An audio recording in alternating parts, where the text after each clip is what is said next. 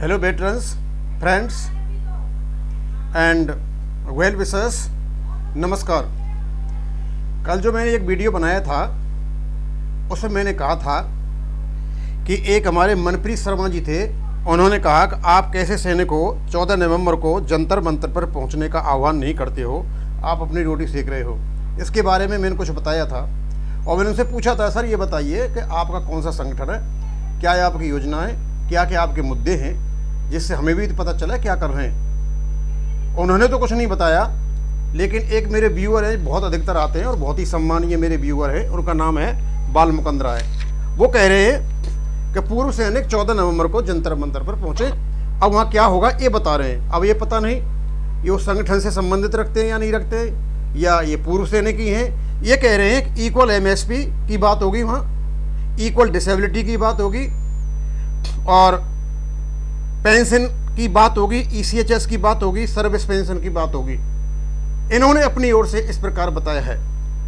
बाल मुकंद राय जी, मैं आपको बताना चाहूँगा कि आप जो इन चीज़ों को बता रहे हो, इनके बारे में पहले ही बहुत ज़्यादा एजिटेशन हो चुका है। इक्वल MSP का मैटर ऑलरेडी हाई कोर्ट में दिल्ली में पड़ा हुआ है, उसका भी फैसला होना है।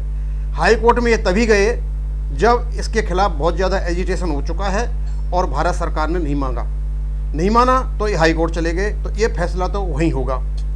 इक्वल डिसेबिलिटी की जो आप बात कर रहे हो, 7th CPC में 2 प्रकार के आपके प्रारूप आए थे डिसेबिलिटी के। एक तो स्लैब बेस्ड था, एक परसेंटेज बेस्ड था। भारत सरकार ने स्लैब बेस्ड लागू किया जो JCOR के लिए फ़ायदेमंद था, लेकिन जैसे ही इसको लागू किया, JCOR नहीं, दक्षिण से लेकर उत्तर तक, कन्याकुमारी से लेकर के केरल तक, आसाम से लेकर गुजरात तक, सभी लोगों ने हल्ला मचा दिया। ओ बहुत बड़ा अन्याय कर दिया हमारे साथ में और सब परसेंटेज घटा दी, और इनके इस कदम से हमारे लोगों को नुकसान हो गया और ऑफिसर्स को फ़ायदा हो गया। यह है आपके डिसेबिलिटी के बारे में जो कुछ आप बता रहे हो। जहाँ तक इक्वल जो फील्ड अलाउंसेज हैं वो भी होने चाहिए, क्योंकि ड्यूटी तो एक जैसी हो रही है। लेकिन मैं आपको एक बात बता दूं, ये जो कुछ भी नाटक हो रहा है 14 नवंबर को जंतर मंतर पर, इस प्रकार की कोई भी बात नहीं होनी है। कोई इक्वल MSP की बात नहीं होगी कि आप सोचते हो कि मेजर जनरल सिंह साहब इक्वल MSP की बात करेंगे, इक्वल डिसेबिलिटी की बात करेंगे, इक्वल जो फील्ड अलाउंसेज हैं उनकी बात करेंगे। नहीं सर, वो कोई भी बात नहीं करेंगे। क्यों कि उनको ये मैटर सूट नहीं करता। यदि आप इक्वल MSP चाहते हो, मेरे से बात हो रही थी, वो बता रहे थे कि इक्वल MSP 2 प्रकार से हो सकती है। या तो JCOR की ऑफिसर के बराबर कर दी जाए, या ऑफिसर की घटा करके JCOR के बराबर कर दी जाए। भाई फॉर्मूला तो बहुत जोर का है, ये भी हो सकता है। इक्वल MSP की बात तो है ही, जो ग्रज है, जो कंप्लेंट है, वो खत्म हो जाएगी। लेकिन सर, मैं आपको एक बात बता दूं, ये जो 14 नवंबर को जंतर मंतर पर आप पहुंच रहे हो, ये तारीख 14 नवंबर ही क्यों है, दूसरी तारीख क्यों नहीं है? मेरे किसी बहुत ही एक्सपर्ट आदमी ने बताया, सर ये 14 नवंबर आप अच्छी तरह जानते हो ये किस उपलक्ष्य में मनाया जाता है। वहाँ पूर्व सैनिकों को इकट्ठा करने का एक तरीका है, और इकट्ठा करके, और ये किसी पॉलिटिकल पार्टी के लिए ये इकट्ठा हो रहे हैं, और बाद में ये बताया जाएगा कि 14 नवंबर को इतने लोग जंतर मंतर पर इकट्ठे हुए, और मतलब इसकी जो आपकी जो ग्रेटफुलनेस है, ये किसी व्यक्तिगत पॉलिटिकल पार्टी के लिए एक्सप्रेस होगी। इंटरनेशनल लेवल पर इस चीज़ को दिखाया जाएगा। बस ये नाटक होना है और इससे ज़्यादा वहाँ कुछ भी नहीं है, और शायद इसी के लिए किए जा रहे हैं। ये 14 नवंबर ही क्यों, डेट तो दूसरी भी हो सकती थी। और ये जितने भी मुद्दे लेकर के जा रहे हैं, जो भी ये जा रहे हैं, वहाँ कोई भी ऐसी बातें नहीं होनी है। हाँ, आपका अधिकार है, आप जा सकते हो, आप जाइए, आराम से आपको खाने को मिलेगा, पीने को मिलेगी, चाय मिलेगी। और ये लंबा चौड़ा जो संघर्ष चला हुआ 7-7 साल से, इसकी फंडिंग कहाँ से होती है, भारत सरकार इसका पता लगा ले तो पता चल जाएगा कि ये यहाँ टिके कैसे हैं। ये सारा का सारा पॉलिटिकल ड्रामा है और आपका कोई भी काम नहीं होता है। आप एक बात देखिए कि आप 30-35 लाख हो जंतर मंतर पर OROP के लिए जब इकट्ठे हुए थे, बड़ी ज़बरदस्त मात्रा में हो गए थे, और उसके बाद अब विभाजित हो गए। लेकिन ऐसा उनके रेलवे कर्मचारियों के साथ क्यों नहीं होता? उनका एक नेता है, सब मानते हैं, क्योंकि वो ईमानदार हैं। सरकारी जो सिविल के या सेंट्रल कर्मचारी, उनके साथ क्यों नहीं होता? क्योंकि उनके नेता ऐसा नहीं करते जैसा हमारा नेता करते हैं। और आजकल हमारे JCOR भी अपने में तो क्षमता कोई देखते नहीं है, बस ये देखते हैं इनको लीड कोई अफसर करे और उनको तो मिसगाइड करना ही करना है।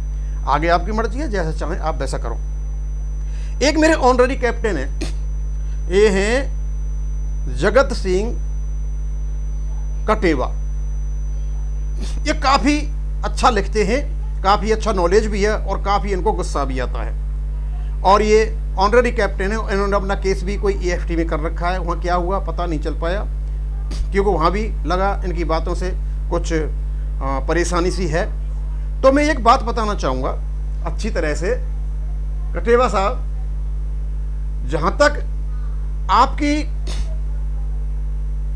ऑनररी कैप्टन और ऑनररी लेफ्टिनेंट का मैटर है, हाँ, इन्होंने एक वो कही है, वो बताऊंगा बाद में। इन्होंने कहा है कि जो OROP 2 में फ़ायदा होगा, सिपाही टू हवलदार होगा 12 से 1400, नायब सूबेदार से सूबेदार होगा 0, और SCO को होगा 0, और ऑफिसर्स को होगा 8000 से लेके 13000 तक। और ऑफिसर्स को जो फ़ायदा हुआ था OROP 1 में 32% का हुआ था। PVOR और SCO को 0-2 से लेकर के 8% तक हुआ था। जगत सिंह कटेजा जी, ऑनररी कैप्टन साहब, मैं आपको बता दूं, आप ये जो फिगर दे रहे हो ये फिगर सही नहीं है। आप कैसे हो सकता है सर कि जो 2013 में जो मैक्सिमम और मिनिमम फिगर थी वो बढ़ी ही नहीं होंगी 2018 में, ये वहीं के वहीं और नीचे डाउन आ गई होंगी? आप कैसे कह सकते हैं इस बात को? आपको पता होना चाहिए कि हमारा OROP का केस जो केस में लड़ा गया था, और जब मेजर सतवीर सिंह साहब ने जो फिगर दिए थे, जिस सिपाही के फिगर दिए थे, उसकी जो लाइव फिगर थी 21,253 की थी, और आज 17,000 कुछ मिल रहे हैं, लगभग 4,000 से ऊपर उसमें बेनिफिट दिखाया गया था। तो वो तो बेनिफिट आएगा, वो कहाँ जाएगा? और वो भी उन्हें वाई ग्रुप का दिखाया था। और दूसरे जब एक्स ग्रुप के हैं तो उनका तो एक्स ग्रुप ज़्यादा बढ़ा हुआ है, और इसमें 1200 रुपये जोड़ दीजिए। तो स्वाभाविक सी बात है कि जो सिपाही होंगे वाई ग्रुप के, और जो लाइव फिगर उन्होंने कोर्ट में दी थी, वो तो उसका तो बात 2013 के बाद की फिगर थी, लेकिन अब तो आ जाएगी फिगर 2018 में। वो फिगर कहाँ चली जाएगी? हो सकता है उसका मिनिमम थोड़ा कम हो तो 20,500 हो जाएगा। तो हमारे हिसाब से किसी भी हालत में 3,000 से कम सिपाही को फ़ायदा नहीं हो रहा है। हवलदार को भी फ़ायदा होगा, नायक को भी फ़ायदा होगा। और ये जो फिगर जो आप लेके आए हो नायब सूबेदार को, और ये किसने कैलकुलेट किया सर? कैसे हो सकता है सर? क्या भारत सरकार इतनी लिबरल थी कि जो 2018 की फिगर 2013 में ही दे दी नायब सूबेदार और सूबेदार को, और ऑनररी कैप्टन को और लेफ्टिनेंट को? इतनी तो नहीं थी। मैं आपको बार बार बता रहा हूं सर, आपके साथ धोखा हो गया। आप पुराने मुर्दे उखाड़ोगे तो आप कोई फ़ायदा नहीं है। मैं फिर बता रहा हूं आपको, आपकी जो मिनिमम फिटमेंट टेबल्स हैं, जो 6वें वेतन आयोग में आपकी पेंशन को डिसाइड करने की लाई गई थी, उससे कम आपका फिटमेंट नहीं हो सकता, पेंशन नहीं हो सकती। आपकी 32,290 को आप 2.5 से मल्टीप्लाई कीजिए, 30,700 को 2.5 से मल्टीप्लाई कीजिए, और जहां ये फिगर आती है वहां आपका जो ऑफिसर्स जब प्रमोशन होता है वहां आपका फिक्सेशन होना चाहिए था, वो नहीं हुआ है। आप सीधी सीधी लड़ाई लड़िए, उल्टी मत लड़िए, सबसे ज़्यादा फायदा आपको हो रहा है। और दूसरा ये है कि OROP 1 में आपकी जो फिगर्स हैं 17,010 और कुछ उधर है, इतनी नहीं बनती थी। वो केवल और केवल आप जो OROP की नंबर 2 टेबल है ऑफिसर्स की मत जाइए। लेफ्टिनेंट और कैप्टन जो रेगुलर हैं उनकी 28 साल से लेकर के 30 साल तक की जो फिगर है वो आपको दे रखी हैं। आपको कैसे कहोगे साहब 0-0 है? आप सीधे सीधे जाइए सर। और दूसरा ये है कि गलती आपकी है। जब आपका प्रमोशन हुआ था तो सर कैसे हो गया कि आपको कम फिक्स कर दिया? क्यों आप कोर्ट नहीं गए? क्योंकि आपका प्रमोशन हुआ था, आप खुश थे कि हम कैप्टन बन गए, हम ऑनररी लेफ्टिनेंट बन गए। आपने चिंता की नहीं इधर कि आपको क्या मिल रहा है क्या नहीं मिल रहा है। आप उसी समय जाते हैं कि इससे कम, पीछे से कम कैसे कर सकते हैं सर? ये केवल और केवल आपके साथ हुआ है, ऑनररी कैप्टन के साथ हुआ है। और जो 7 CPC में जो फिगर कम किए इन्होंने, नायब सूबेदार दोनों ग्रुपों का X और Y, और सिपाही X ग्रुप का इन्होंने मिनिमम फिटमेंट टेबल से कम कर रखा है। इन्होंने जो मान्य प्रोसीजर है, मान्य जो फॉर्मूला है, उससे कम इनको फिट कर रखा है, जो ये कर नहीं सकते हैं। मैं बार बार बता रहा हूँ, नहीं जाओगे कोर्ट मत जाइए, नुकसान आप उठाओगे, नुकसान नायब सूबेदार उठाएंगे। और सबसे ज़्यादा नुकसान यदि होगा तो ग्रुप जो Y के नायब सूबेदार है उनको होगा, क्योंकि X ग्रुप का तो नायब सूबेदार है, उसकी जो बेस X पे बढ़ा दी गई है तो उससे वो कवर कर जाएगा। लेकिन जो नायब सूबेदार Y ग्रुप का वो कहाँ से कवर करेगा? जिसकी शुरुआत 38,400 से होनी चाहिए थी, उसकी शुरुआत इन्होंने 35,400 से कर रखी है। 7 पे स्केल में 3,000 सीधे घटा रखे हैं। इसका आगे असर पड़ता है और बहुत ज़्यादा असर पड़ता है। हाँ, दूसरा ये आपको बता दूं कि ये जो आप फिगर दे रहे हो ये बिल्कुल गलत है कि आपको न्यायिक सुधार से वहाँ तक कोई फ़ायदा नहीं होगा। ऐसे कोई फायदा नहीं। ये नहीं हो सकता कि 2013 की जो मिनिमम मैक्सिमम लेंगे वो 2018 में वो कम हों। और ये इतने लिबरल नहीं थे कि 2013 में आपको ये ज़्यादा दे देते, क्योंकि एक एक पैसा ये रो रो करके दे रहे थे।